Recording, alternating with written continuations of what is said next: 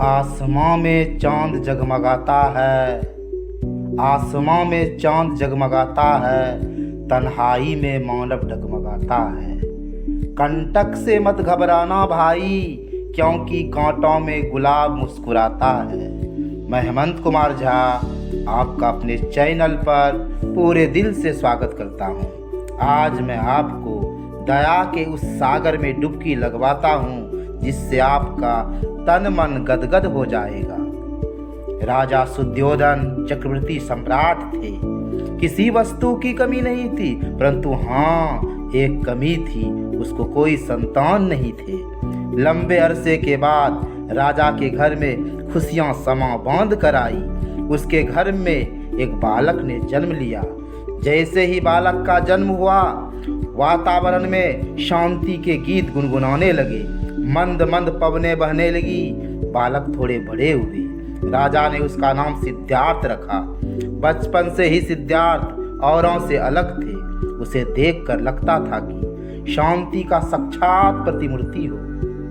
एक दिन राजा के महल में एक बड़े ज्योतिषी का आगमन हुआ। उसने बालक के ललाट को देखकर कहा, राजन, आपका पुत्र या तो बहुत बड़ा चक्रवर्ती सम्राट बनेगा या तो। चुप हो गए। राजन ने कहा, ज्योतिषी महाराज बताइए क्या बात है। राजन ने जिद की तो ज्योतिषी बोले, या तो बहुत बड़ा जोगी। ज्योतिषी की बात को सुनकर राजन शन्न रह गए। मंत्रियों को आदेश दिया कि किसी भी कीमत पर युवराज बाहर ना निकले। राजा ने महलों में हर ऐशो आराम की व्यवस्था की। सिद्धार्थ के लिए सब कुछ महलों में ही था। अचानक एक दिन सिद्धार्थ के मन में बाहर जाने की इच्छा हुई। वे जिद कर बाहर चले गए। जब बाहर गए तो उसने देखा एक जर्जर काया। सारथी से पूछा, यह क्या है सारथी? सारथी ने कहा, यह रोगी है युवराज। फिर सिद्धार्थ आगे बढ़े। उसने एक वृद्ध को देखा। उसने सारथी से पूछा, सारथी यह कौन है? सारथी ने जवाब दिया, यह वृद्ध है युवराज। सिद्धार्थ फिर आगे बढ़ा। उसने एक सब यात्रा देखी। फिर पूछा, सारथी यह क्या है? सारथी ने कहा, यह सब यात्रा है युवराज। इस संसार में सभी प्राणियों को मरना पड़ता है। सिद्धार्थ का मन व्याकुल होने लगा। दिल दिमाग से लहरें उठने लगी। इतना कष्ट है इस संसार में। रोगी, वृद्ध, मृत्यु की लहरें बार बार सिद्धार्थ के शांत सरोवर में उठने लगे। राजा को जब मालूम हुआ तो बड़े चिंतित हुए। मंत्रियों से सलाह मशवरा किया और अंततः युवराज का विवाह अत्यंत सुंदर स्त्री से कर दिया।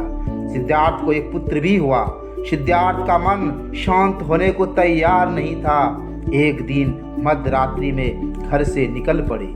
चलते चलते एक पेड़ के नीचे बैठकर ध्यान करने लगे। एक सत्य ज्ञान की खोज करने लगे। ध्यान करते करते कई दिन बीत गए। सिद्धार्थ मूर्छित हो गए। एक स्त्री ने उसे होश में लाया। सिद्धार्थ उसी स्थान पर बैठे थे। अचानक उनके कानों में संगीत की एक लय आई कि बीना की तार को इतना न कसो कि बीना टूट जाए, और बीना की तार को इतना न ढीला छोड़ो कि बीना बजे ही नहीं। सिद्धार्थ को ज्ञान की प्राप्ति हो चुकी थी। वह बुद्ध बन चुका था। वह ज्ञानी बन चुका था। उसका चेहरा सूरज की भांति धमक रहा था। यही सिद्धार्थ संसार में बुद्ध के नाम से विख्यात हुआ। इसने संसार को बताया कि दुखों का कारण हमारी इच्छा है।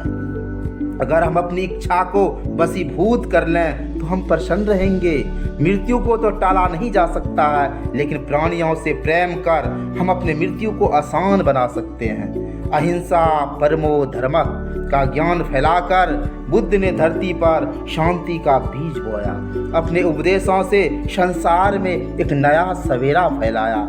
मानव प्रेम की गंगा में धरा को बहाकर ऐसा प्रेम की बंसी बजाई कि मानव गदगद हो गए। प्राणी इस संसार में दुखी होता है। उसके दुखों का कारण उसका वासना है। हमें प्राणियों के प्रति दयावान रहना चाहिए। मानवता से बड़ा कोई धर्म नहीं। मानवता से बड़ा कोई धर्म नहीं। नफरत से बड़ा कोई जहर नहीं।